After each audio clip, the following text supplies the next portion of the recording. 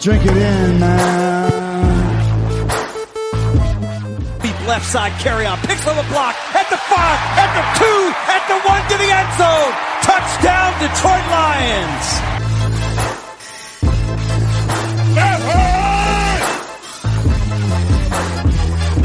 Drink it in, man.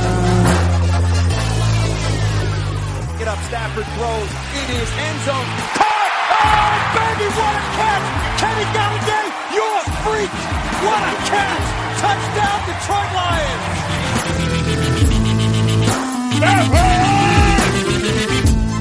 Cornbread! I love the Lions! Say it with me! I love the Lions! Drink it in, man. Detroit Koolaid, what is going on? We are back, and we are back after the draft. Now, normally, this is when I introduce Grifka, but Grifka, you don't get an intro today. And you know why? Hold on. Don't even answer. You don't get to talk yet. Because, Grifka, we're coming off the draft. It's an incredible time. We got all things to talk about. But before we even get to that, Grifka, you owe the people, you owe the Detroit Kool-Aid drinkers an apology, bro. A big apology. You want to know why? Yeah, actually, why? Okay, I'm going to tell you why, and then you better have a prepared statement ready to apologize to these people. Because you talked all that noise leading up to the draft. I watched the games. I know more than you, Oakrey. I know these players. I mean, I watched the games, all that other gibberish you said.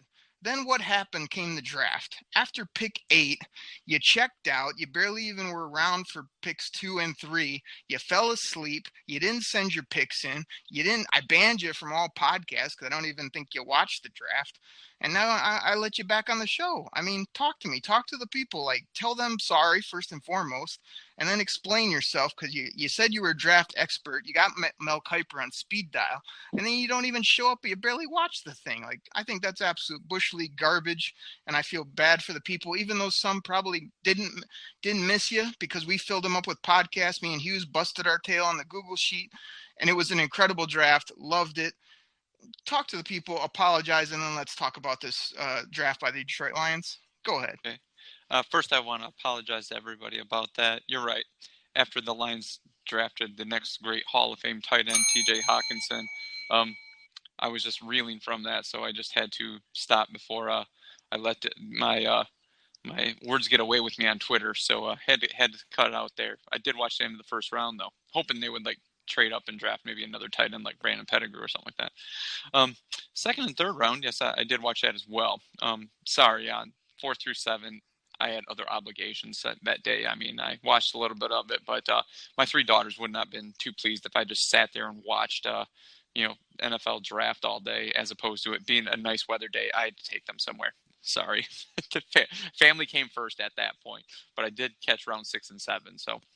And anyways, with your draft expert, I remember you kind of busted me on my rounds of drafts, saying this guy's terrible, this guy sucks, Mike's only saw this guy once. And it's funny because my second round pick that I took for the Lions, that guy went he went late in the 5th round. So you're right, I was wrong there. I overreached for that guy. I took Oliver in the tight end of the 3rd round as a tight end. Where he went in the 3rd round.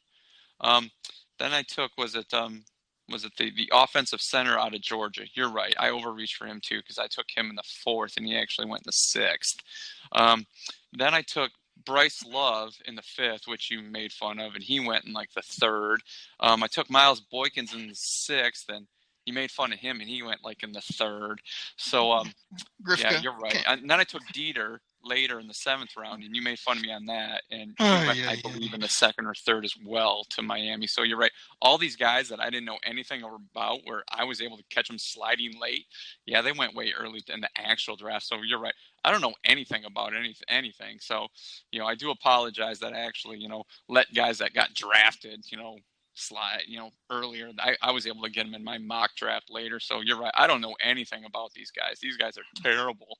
So I do apologize once again for my misinformation, for undervaluing guys that other NFL teams took high. Can I talk again? Yeah. Well, I want to get my apology in. So Okay, that was a terrible apology. The people need to send their hate tweets to @GrifkaDKC. First of all, I knew you were going to come up with excuses. Now, is this not not is this excuse not a when it comes to draft? family.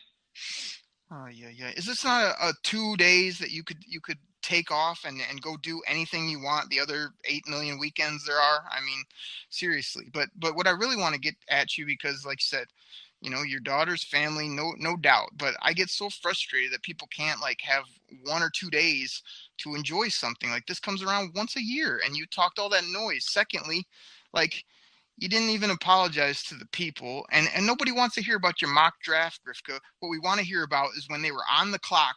I hate to call you out in front of the people, but that's kind of what I do here, and somebody's got to keep you accountable. Like, I won't even tell the people what you said after the TJ Hawkinson pick. I shouldn't even let you back on the show. I think you dropped an explicative about our favorite football team. And then secondly, when it came to your on the clock picks, Grifka, I think it was like when we were asking you, hey, Grifka, who you got? I mean, the first round, you said Ed Oliver. Okay, great. That's who I wanted too. You were awake then. Second one, I think we did get your pick. I made you pick first. You said Justin Lane. I was like, oh, man. Grifka picked Justin Lane, and that's exactly who I was considering, him and a couple other people, and that's who I would like to, based on his age, size, all that type of stuff. Then, like, your next couple that you sent in while you're out, whatever you're doing, like, you drafted 2 offensive guards, like, back-to-back, The key, Grifka, is getting your picks on the clock when the draft is going so we can hold you accountable year after year. So you can't come back in 2 years like you're going to and say, 2 offensive guards. Wait. 2 offensive guards back to back.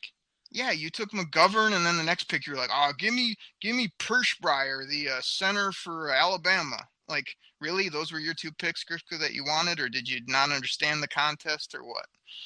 Like, So that's when you're held accountable for if you know what you're doing, not when you did some random mock draft in early April and then come back and say, look, I got these guys 3 rounds earlier than they actually went, or later, or whatever the case is. Like, the thing is watching the draft, and then when the Lions literally go on the clock, you got like 3 minutes to actually like make your real pick. So then we can look back in 5 years and go, Grifka, what the hell were you doing in the 5th and 7th round? You have no clue.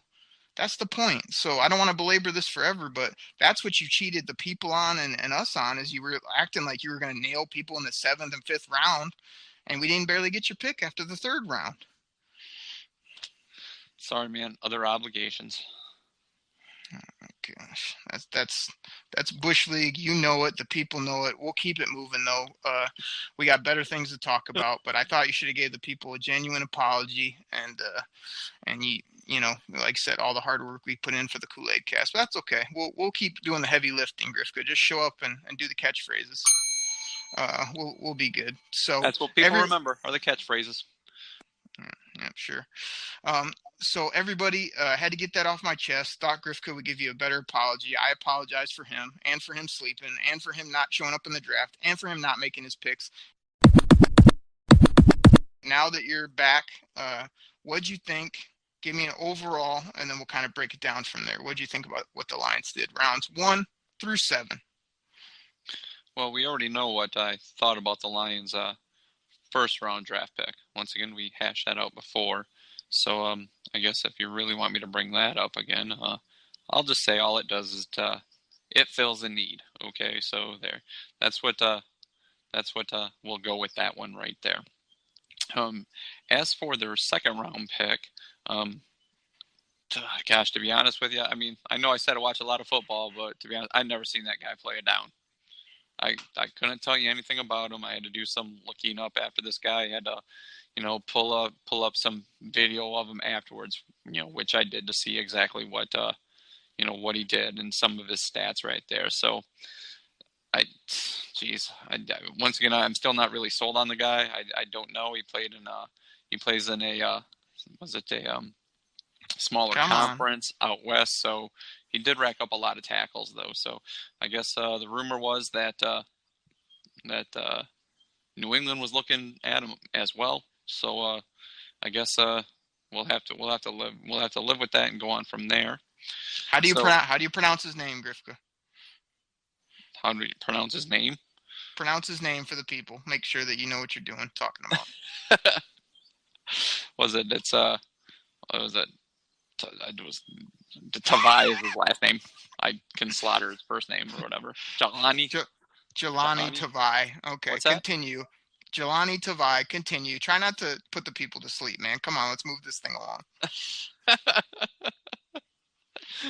Well, I know they are. They're hanging on the edge of their seat. So that's all I'm telling you right now. Then their next pick, Will Harris. To me, I mean, I heard just things about him. Big team leader, captain of the team, big hitter. To me, I'm afraid he may just be another Miles Killebrew. I mean, I did see probably about 4 different Boston College games. I didn't watch a whole lot of video on him, but it seemed like the games that he was in. I mean, I didn't see a whole lot about him, so I don't know if he's just another Miles Killebrew or not. So, what do you mean? You watched the games, Grifka? What did that one game tell you that you maybe saw this? Well, I probably saw about 4 Boston College games last year. I didn't watch a whole lot of Boston College. I did see him play a few games in the ACC. Why is he Miles Killebrew to you? Big hitting safety. That's what Miles Killebrew was when they drafted him. Big hitting safety. Guy's supposed to be a strong hitting, big hitting safety. That's what Miles Killebrew was. Sorry. Okay. Okay. Do you know a bunch of different stuff right there? Okay. Do you know Will Harris runs like a 4.4 or lower? I mean, I don't think Killebrew was in that range. I mean, was Killebrew a team captain, team leader for 4 years or whatever it was? I don't think so. But good comparison. Keep going. Okay. Will Harris also drops his head and misses tackles, and the guy busted. He does. That's one of the big knocks on him as well. He misses open field tackles. So there you go. Anyways, I know you probably didn't see that nugget because you don't look at the warts of the player. I mean, all you do is see the sunshines and rainbows. So anyway, Austin Bryant, the defensive end out of Clemson. I like that pick there. It's one of the, besides filling in need, I think Austin Bryant was probably one of the more underrated guys on that Clemson defensive line. Other guys on that defensive line got a lot of pub, but I really like the Austin Bryant pick. Warrior, once again, we were all tagging this guy in the second round pick, getting him where they got him. I was, very, very happy with that. Travis Fulgham, now you're going to make fun of me. I only saw him play one game, and that happened to be the Virginia Tech game. And it seemed like every time a big play was made, he was the guy on the other end of, catching the ball. I mean, he's fast. He runs good routes. That pick right there, I think in a couple years he could. I'm not saying he's going to be dominant, but I do believe he could be a really good number 2 for this team. Ty Johnson out of Maryland. I think he's got some speed. Maryland. He was one of the guys that had a big game against Ohio State last year with his good speed. So. I don't know if that guy's more of the Theo Riddick replacement that we kind of always talked about or not, but I know he can also be a kick returner and punt returner as well. Did you watch that game, Grifka, Maryland, Ohio State? Yeah, because that was one I like to watch Ohio State hoping they lose.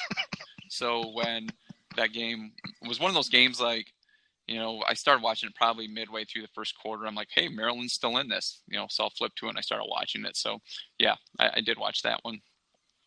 Georgia tight end, Nuada, we had talked about this guy. If he's anything on the team, he's just going to be a red zone threat. I don't believe he has a whole lot of speed. He's a big body. I believe he'd be able to use that in the red zone, but maybe that's the same thing that we got Hawkinson for. So I'm not quite sure about that one. And then their last one, the defensive tackle out of Arizona. He's a big body. He may be the replacement for Snacks in a couple of years. I don't know if that's what they drafted him for, but big body, pretty quick. He's pretty quick off the ball, but that might be one of those things. He may not really see the field for a couple of years. So overall, I mean, first couple draft picks wasn't kind of about, but the middle of the draft, Bryant, Warrior, Fulgham, Johnson, really like those picks. I'm glad, though, that you've seen Will Harris. I'm sure you've watched a lot of Clemson games. I'm sure you caught a couple Penn State games and some Ty Johnson. So those would probably be your faves because, you watch the games, okay? But just because we haven't seen the guy from Hawaii, Grifka, doesn't mean anything. Yeah, he was off the radar. Everybody heard my review. If you didn't, you can go back and listen where I broke it down for 45-some minutes talking about these guys. Some of Grifka's nuggets, I'm sure, came from that podcast that he just gave you.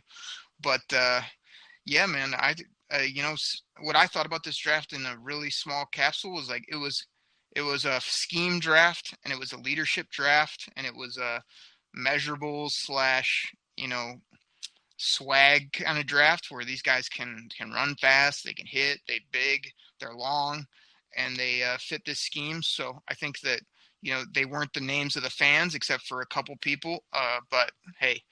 I've heard a good point today on the radio and whatnot. People were saying, remember when Matt Millen was drafting all these names and we were getting A's and B's, and then those guys ended up being out of the league in 2 years? Like, maybe it's time that we start taking people that are a little off the radar, but they can play football and can fit the scheme and have upside. So I feel better about it the later it's gone. I mean, I'm not going to, head fake you. Like, there were times in the draft where I was like, they took who or why they reach for that guy. But, when you start digging into it a little bit more, it makes more sense. So I think there's some upside in this draft. There's some diamonds, hopefully, in the rough. TJ Hawkinson is a guy that I have no worries about as far as like his baseline and some of his skills. But I'm curious where the ceiling is, and can this guy be premier, or will he just be, better than average for most of his career? I think that'll really make a big difference with this draft. But hey, man, like you say, I thought Bobby Quinn and Matt Pat looked excited about the picks. I'm going to trust in them and think that these guys need to not only fit our scheme but our culture. Hopefully these are culture guys, a good handful of these, and hopefully they can stick on the roster. So that's my quick take. And like I say, if you want to hear more, you can listen to one of our previous shows, as Grifka always says. So Grifka, with all that being said, what do you think overall about value? We talk about that a lot. It's always kind of, where did the guy get drafted? Who else was on the board? What rounds do you think maybe they got value? What rounds do you think they maybe reached or didn't get the type of value you get at that pick? Now, we know you're going to go on your 10-minute diatribe about tight ends, and, you can shorten that up. But I'm curious about some of these other picks, like where you thought. The biggest value would also kind of be the biggest surprise on where the Lions were able to get a Warrior. He seemed like probably one of the top 10 cornerbacks in the draft. And we saw that based on a lot of people's mocks out there. A lot of people have him going in the second round, third round, but just the way the board fell with only one cornerback going in the first round and leaving a whole lot of defensive backs for the second round, that's where they started to get, ate up. So that just pushed him farther down. So, I mean, he wasn't Rocky Sin, but hey, Rocky Sin was a lot closer to the first round than he was the third round. I just want to let you know that.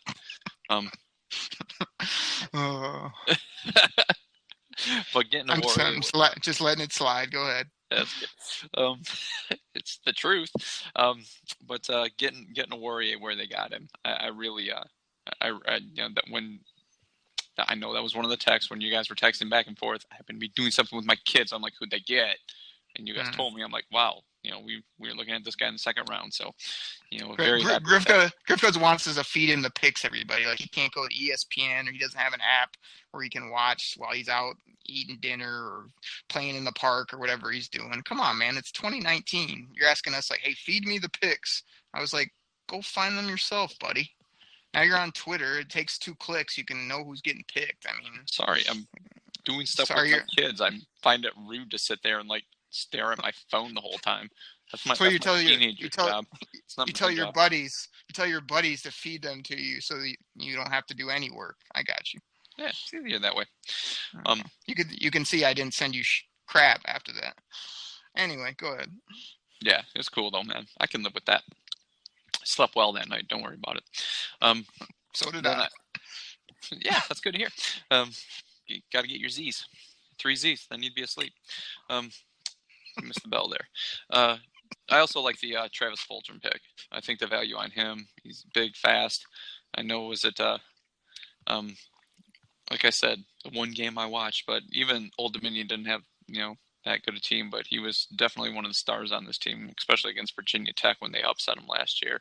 So I really like that pick. I think that's going to be one of those guys where we often talking about those late round wide receivers, hoping they stick, give them a couple years, but I'm a firm believer that Travis Fulgham will be one of those guys that is here for a few years, and maybe one of those Marvin Jones replacements sooner than later if he turns out to be maybe what they think he can be, he may fill that role when the Lions decide to part ways with Marvin Jones. Grifka, since when do you like big, fast, tall receivers? When did that happen? Because all you've been doing is ragging on people for forever about that kind of stuff.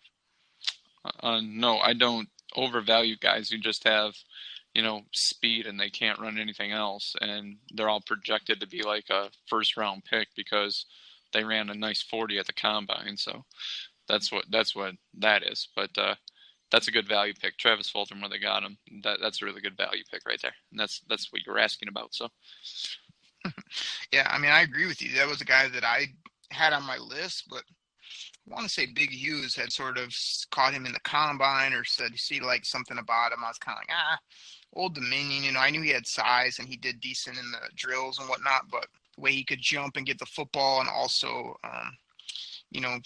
kind of high point it or catch it in traffic, as well as if he gets it with a head of steam, man, he can get up and get going too. So I thought, if you slot him in as a backup, me and he's right away better than TJ Jones, your boy Andy Jones. I mean, any other Jones we got on the roster, this guy can walk in blindfold and be better than that bum. So, I'm happy about that. And, yeah, I think you nailed it. I mean, everybody talks about Awarrior is kind of like, why do you fall? Like, in that second, third round, get him in the fifth, great value. I mean, he's still got to come in and play. I mean, I feel like there's some great things to his game. There's also some misses, but I love his length, his overall size, his ability to, make some turnovers, as well as come up and probably be at least serviceable in the run game. That was our big thing. I know Big Hughes, he took Greedy and our on the clock picks, and I asked him why. We had written him off based on tackling, his overall mentality, all this stuff, and he just felt it was too much of a talent there in the whatever it was mid-second round to let him keep sliding by. But I like that corner ad and the receiver, but I think people are going to be pleasantly surprised with Jelani, man. The more I see about him, this guy, like, are you sold on like the Samoan lineage, Grifka? There's been a lot of like Samoan or Hawaiian type that are pretty nasty football players when it comes to hitting, toughness, play into it, because I saw him doing the war dance, and I'm thinking, man, if this guy loves football and he's got that like big body to play middle linebacker, I think he could surprise. I mean, his highlights, he's chasing people down and tackling kind of all over the field. Like, I think there's some upside there. Yeah, I would agree with you, and I know you don't like me to talk about this, but like Samoans, the Polynesian with football is kind of like the Dominicans with baseball for me. It's like bred into them, and they really drive and strive for it. It's like it's their ticket. And I don't know, a while ago I saw something on ESPN, probably a few years ago, and they actually talked about that, like the football players that grow up in Samoa and like what they really kind of have to go through. Like they showed like one of their football fields that looked like something me and you play backyard football on, and just beat up, and they just have this drive to like, and to get off the island and play pro football. And I'm not saying that doesn't happen here in the States, where there's a lot of players that are driven to make the pros. That's not what I'm saying at all. But I don't know if it means a little more to them, if it's something with like their family, because that was what a few of the guys that they had interviewed said. It's just like to be able to go back and help them out, and because where they're from, they just don't have a whole lot. So to be able to go back and help provide, and that they're really driven for that. So that mentality, that drive, the determination, I think it'll be a big plus with this with Tavai. So yeah, I do believe in your question. Do I believe in that? Yeah, I think it's really bred into him that way. Yeah, I think, people are writing it off and other people are coming around now that they've sort of read up and look at the scheme fit. But like I say, man, that's going to be a big draft pick for years to come in regards to not only did they hit, how impactful is he? Like, does he hold up? Is he fast enough? Can they move him all around like I've been hearing, all that type of stuff. So I think the pick in round 2 will be super important. I've really liked what I've seen from Will Harris. In the third round, there were quite a few other players that I liked, but again, I'm really excited about a 3-safety look. I feel like that is the new way of the NFL. I feel like a safety, if they can cover, hit, and run around, that really is very, very valuable, not only in today's NFL, but just in general when you're talking about covering people, playing the run, getting turnovers. Like, I feel like Harris is a guy that can run and hit you and get the ball out type of guy. So I think those will be real important, but let's not sell these late picks short either. Everybody writes those off like, oh, they're just going to be camp bodies, as Grifka would say, or, oh, they don't matter. I'll just go dink around and do something else because who cares about rounds 4 through 7 of the draft? Like, I think it's real important, and that's going to kind of separate our football team in the long run. Yeah, the only late round draft pick that I really question is that Nuwata pick. I mean, I know when we had talked about him on a previous show, you're like, yeah, 7th round flyer, okay. Yeah, I don't know about that one. That one I'm just kind of, with all the guys they signed, and yeah, it's just, I understand they're trying to replenish that position to make it a dominant unit on the team, but I don't know about that pick. That one's the one I'm kind of scratching my head about. See, like, and I admitted on my other show that I literally ran that guy down after the combine, but then when he's just sitting there late in the 7th, I feel like you're going to lose a Mike Roberts, or you're going to, that Logan Thomas experiment's going to be pretty short-lived, if these guys come and outplay him. But, this guy to me is, I didn't really know his high school pedigree. He went to Georgia.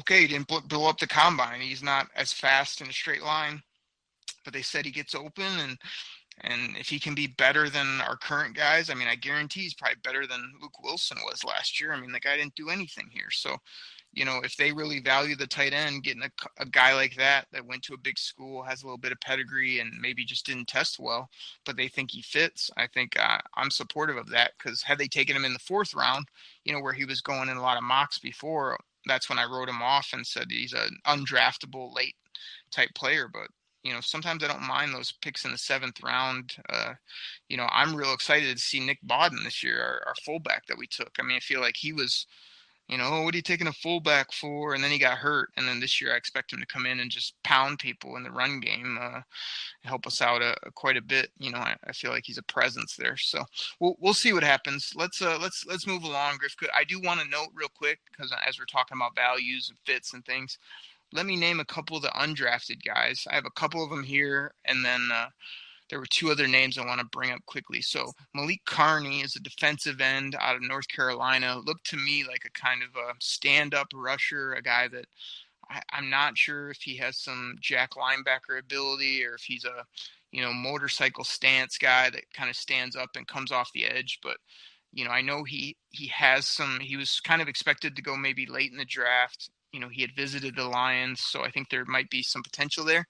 Trey Lamar is a guy that I talked up. I had heard, late in the process, 2nd, 3rd, maybe 4th round range for this guy. He goes undrafted, and people are like, oh, he's just a thumper. He's just a 2-down linebacker. Well, hello, that's kind of what we do nowadays with the Lions, is we basically have these big body tacklers that they took this Nate Beckner.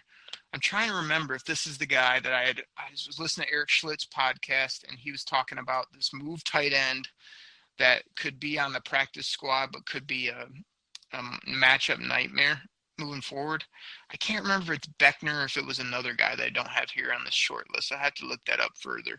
But what I want to bring up, Griffith, just keep on our minds, is the 2 offensive linemen, man. They went out and they got I've learned this name, Griffith. Let's see if I can get it. I was calling him Beau because I didn't even know how to say his first name, even though I drafted him in our dynasty, I believe that was. Me and Hughes' dynasty picks. But it's Bo Benschwagel, I believe is his name. Right guard from Wisconsin, absolute beast, top-rated run blocker in the nation, I think it was, from PFF. Has basically started, I think, 3 or 4 years at Wisconsin.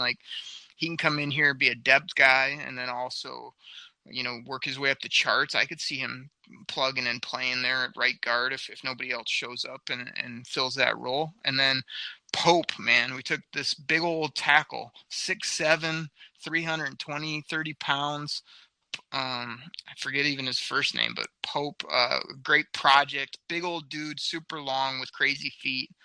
I love it. They were able to take those type of guys undrafted, and those guys had 20 other offers or so from other teams, and they decided to come to the Lions because they saw opportunity, and we see that, hey, we got to be a little patient maybe with these guys, but those could turn out to be gold too. So I wanted to throw those out there, and then I'm going to throw it back to you, Grifka, to talk about fits. Who fits this team really well, and what do you see some of the fits for a couple of these players? Just give me a couple. Are you talking the draft guys or the undrafted guys? Both. Just do you see a couple of guys that fit right into exactly what we do, exactly like be able to make an impact pretty early, stuff like that? Early out of the draft guys, I would have to say Bryant and Will Harris would be the two guys I would look for to impact early. I know I always say it, and you make fun of me that tight end's one of the hardest positions to transition from. So if anybody's expecting Tony Gonzalez, Rob Gronkowski stats out of T.J. Hawkinson as a rookie, that's not going to happen because it just seems like rookie tight ends never do that. So it might be a couple of years before we actually see the fruits of that draft right there with him. So it really. A Warrior could also start depending on what they're planning to do with him. Like I said, that's a guy that we thought would go earlier, and he actually fell. So those would be the three guys drafted I would look to maybe produce early on this team. Undrafted guys, probably the one, like you said, the offensive guard out of Bo. I don't want to slaughter his last name, simply because that guard position's open. That I think that's going to be a big competition. He plays, in a pro set up at Wisconsin. They're road graders, and they're looking to be a, pretty much, at least, really establish a run, pound the ball. So if he's a guy that can do that, he may contribute early as well. I really like the Trey Lamar signing as well. Like I said, he's a thumper, but if that's one of those guys that, short yard situations, they can put him down there, be a tackler, takes good angles, makes tackles. He could also be a guy that would that could produce early for the team. So on most of those, you pretty much agree with me? Yeah, I agree with you. But all right, thank you. The one guy I really hope develops is, like you said, Pope, the guy from San Diego State. I don't know that size, if that would translate well to a left tackle, maybe a right tackle position, and he can be the replacement for Wagner here at some point. But I'm hoping a guy that size can transition to the pros and develop something in a year or two. I mean, because that would just be a big right tackle, up, on the strong side of the field, that I would really like to see him to develop.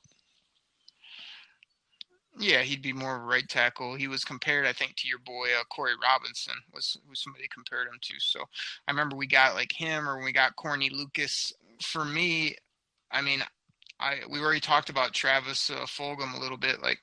To me, he wasn't a fit because I wanted that water bug small receiver, but I could see him making a pretty decent impact pretty early, a bigger guy that can sub in for Kenny and for Marvin, maybe learn both of those spots. And due to injury or due to just opportunity, I could see him coming in and finding a role on this team if they throw it, with an increased run game. In 2 or 3 years, maybe we'll see the fruits of this labor. To me, he's the ultimate fit. He's the perfect fit. He's the guy that comes in here right away from day one, can do everything you want him to do, is going to pick everything up really quickly. I think he loves football.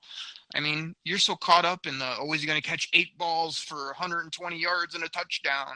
I mean, we've already been over it about the stats, about this, that, and the other. When we're talking fits, how do they fit on this team? I mean, I think this guy fits like a glove.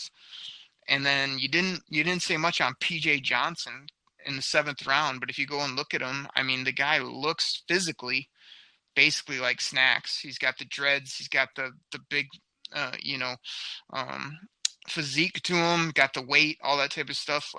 He could be a fit just as a backup role, a run stuffer, a guy that can develop, and then he gives us a little bit of wiggle room if we're not able to keep a guy like Snacks. Maybe this guy in a year or two can be a similar type football player. I mean, that's a high, lofty goal, but I think the fit was perfect. There were other players that were higher upside or bigger names, but PJ Johnson to me is a fit for what this team does in the middle, right at the nose tackle / defensive tackle over the center type position. So those would be 3 I'd name off. So let's keep moving through these a little bit quicker. Let's give your top 2 guys in this draft that you feel they may have took for both leadership qualities or that could maybe bring some leadership / swag on the field that could be beneficial. Leadership wise, I would have to go Tavai.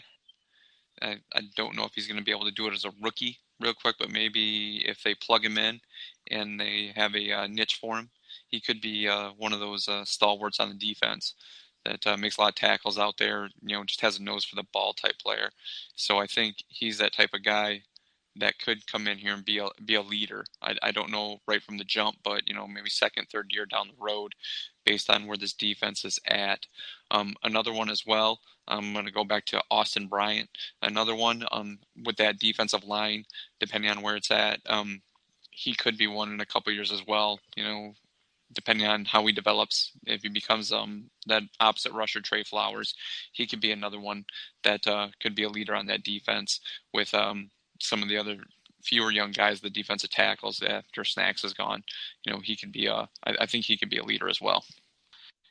Yeah, my 2 would be Will Harris. I think it was quoted as like when you go and ask people about Boston College, the first name they bring up to you is Will Harris, from a leadership standpoint, but also just who ran that defense. That was kind of what I had heard about him. And then you hit on Austin Bryant. I had heard today, which I hadn't heard previously, that he was one of the Clemson captains, which made me happy to hear because obviously, Christian Wilkins was a beast and Cleveland Farrell was a really high character guy as well. But to hear that Austin Bryant was selected as a captain for that team, made me feel good, as well as him fighting through injuries and some of the stuff he showed. So I put those 2 on the leadership scale. And then I don't think you're ever going to see leadership out of like a TJ Hawkinson. I just think, it'll be a football player, put his head down, but I don't think he's going to be gathering people together and getting them going. And you brought up Tavai. I think that's a unique one because I haven't really heard much saying that he is the total leader. But when you are in the middle there or when you're a linebacker,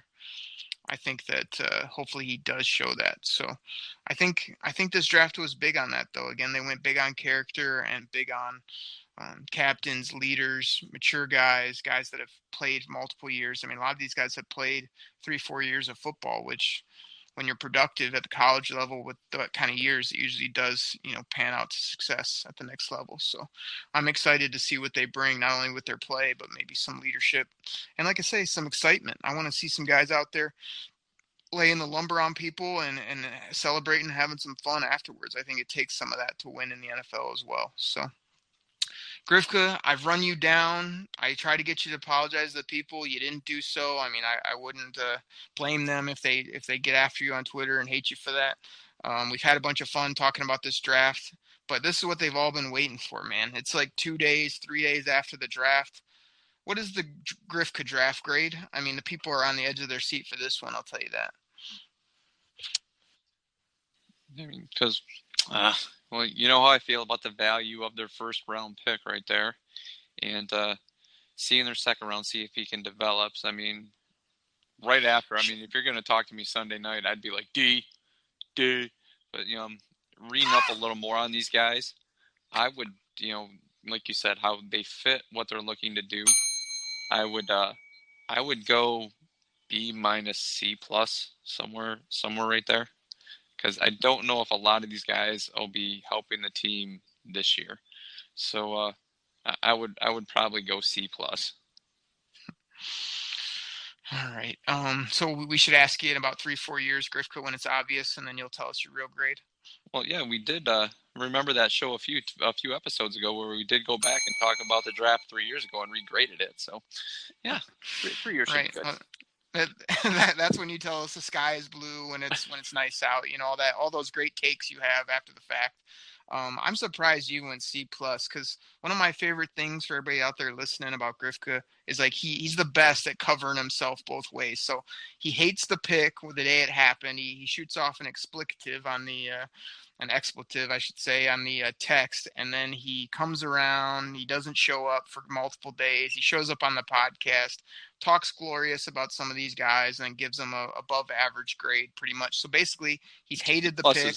C plus is average, dude. Okay, I'm getting to that. C's get degrees, so I mean, I guess that's the way you want to look at it. Okay, I'm letting the people into your game. So what you normally do is right away you hate something. Then you come a little bit to the median, which is in the middle of, I could see it be good, maybe it won't be good. So now you've covered yourself if it's terrible. You've covered yourself on both sides of the fence. And then by the time the season comes around, you'll be loving, oh, man, Will Harris, he looked great when we were at practice, Oakley. Oh, man, just look at T.J. Hawkinson. He's a real versatile piece for this team. I mean, I won't. Then you'll love it. And then after multiple years, depending on what really happens, then you'll say, I told you so. That's what you do. That's your game. We should do a show from training camp. That would be awesome if we could do that. Because I can guarantee I'm not going to be saying, gosh, look at T.J. Hawkinson. I know we're going to be going Andy Jones going, who's this guy in the corner? Look at him. He ain't even going to make the team. Gosh. I can guarantee that, but. Okay. Well, mark this timestamp, everybody, because there will be times during this season where Grifko will be singing the praises of most of these guys and loving, hey, I guess the tight end was a value. I mean, maybe it wasn't a luxury pick. Maybe I've been wrong for a decade. So just mark this time. We'll get back to it, I'm sure. Not wrong on that tight end thing, so just to let you know. A training camp podcast as well as a tailgate podcast live is probably going to happen, though. We're going to make that happen somehow. So, Grifko, we talked about a ton, man. Let's hit a couple questions I have for you, and then we'll close up this show and hit everybody back on Friday. How's that sound? Okay. So I just wrote a couple questions here for you to get your take. So, Grifka, why did we take the linebacker in round 2, in your opinion? Because the biggest fear was that the Patriots were interested in him. That's all you got? Pretty much right there. Can you pronounce his name again just so I can know that you know his name? Jelani Tavai. Okay, good work. We've accomplished that on the show. So you just think it's only because of the Patriots? Like, to me, I think that, this was a need. I talked to Hughes about, like, we need some depth. Like, if Jared Davis goes down, if Christian Jones gets hurt, we have really no good depth at linebacker. So I think it was depth, it was upside, and it was scheme fit. So I think there were multiple factors, but it'll always be lore. If they could have waited, who really wanted him? You know what I mean? There's been tons of talk about that in the media. So it'll be interesting. Grifka, this is what I was going to call him. Like, I was trying to find an And One mixtape clip. I don't know if you ever watched those, but there was AO from Philly. We're just gonna call him AO from now on. Our new Kiner, AO, oh baby. In AO in the 5th round. I mean, why did he slip, in your opinion? I don't know what's going on. Yeah, I can't answer that myself, other than there was such a depth at defensive back that teams waited on him, and it just pushed him down. But even down to the 5th round, I have no idea why. I could see him slipping out of the 2nd into like the late 3rd, early 4th. But where the Lions got him in the 5th, that one's still. I mean, that one's a noggin scratcher to me. I'm glad he's there. I mean, I've never heard anything bad about him or any injury concerns or anything like that. But I mean, I'll take it. Yeah, I'm with you. I don't really have a reason. It really wasn't any injury concerns. There's no character concerns. Speed was fine. Overall height and everything was fine. I mean, me and Hughes, again, Grifka, I know you were sleeping and didn't care about football, but we did a show, and we just said, you have a better chance of figuring out the lottery numbers than predicting the NFL draft. I mean, we spend tons of time on this. We read up. We think we have it somewhat pegged, and by round 3, it's just a crapshoot of who these teams were going to take.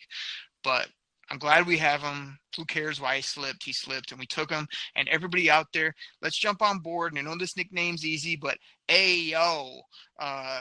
And he went to Penn State. AO from the N1 mixtapes was from I think North Philly, had game crossover with Swaggy. Go watch some highlights of N1 mixtapes and just hear him all day saying, "Oh, Oh, baby. Hopefully we'll be saying that on Sundays. Oh, man, that'd be great. So jump on board with that nickname, everybody. We'll get Grifka to do an oh, baby after an interception or something one time during this year.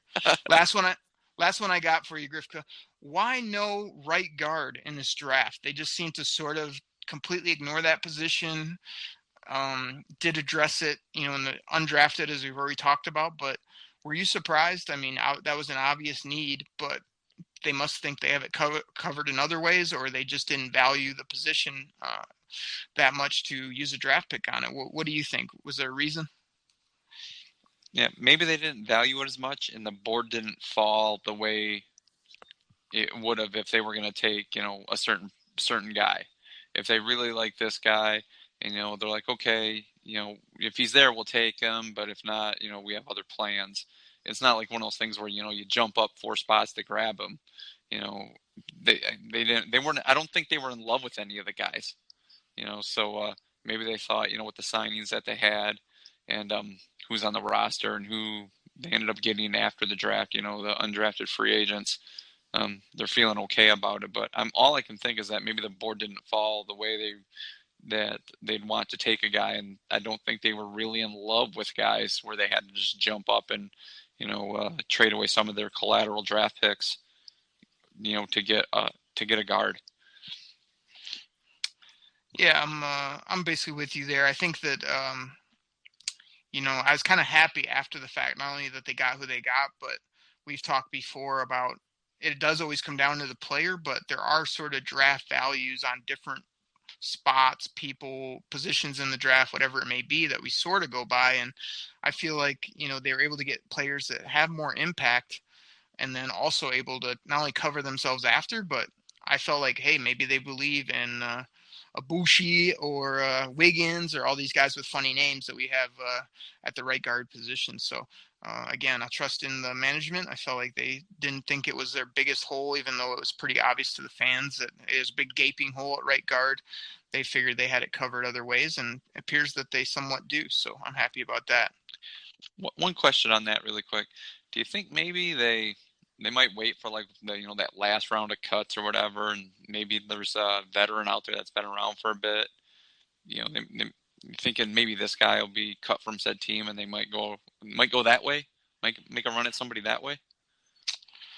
It's possible. They still have all this money burning a hole in their pocket. I don't know what their plan is. I can't imagine they go into the season with $30 million just sitting there doing nothing. But I also don't think that you get a huge splash player at right guard. Everybody talks about like the offensive line needing to gel. So I don't think you just bring somebody in right before training camp at that type of spot.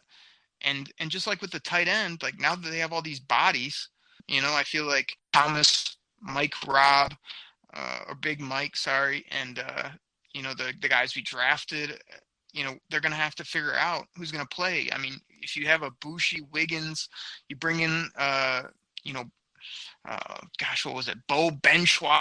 That's the greatest name. I had no idea how to pronounce it earlier in the draft, but now I'm going to say that if I get a chance. Maybe you consider it with a vet, but I mean, I'd also like to plug a decently young guy in there, or maybe somebody that hasn't had a chance, and see them play. And like you say, on a great contract, and hey, it's our right guard, meat and potatoes, go play football.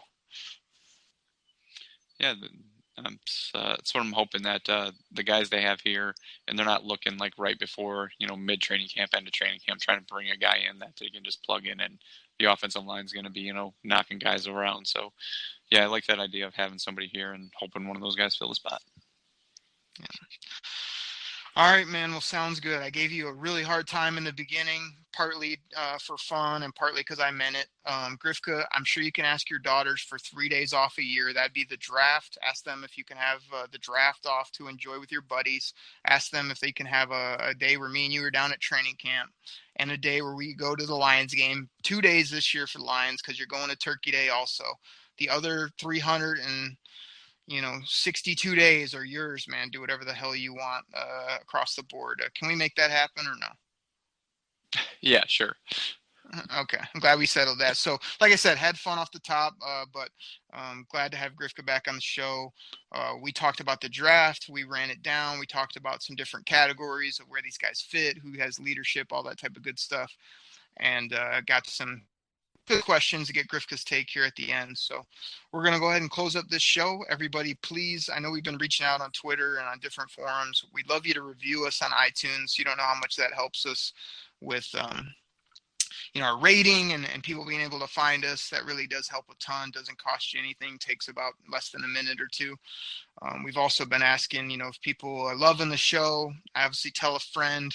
If you're willing, I know others that love the show have reached out and support us with a little bit of a donation every month to help us get this website going and get a few other projects we've got on the hopper going. So we love it if you do that. But please just keep drinking that Detroit Kool-Aid and having fun with us here on the show. So for me and for Grifka, we thank you so much. We appreciate the support. We love talking Lions football. And we'll be back on Friday morning to talk all things Detroit Lions. Thanks, everybody. Take care. We're out. Pack the bag, start the plane. This game is over. It is over. What a comeback by the Lions. Drink it in, man.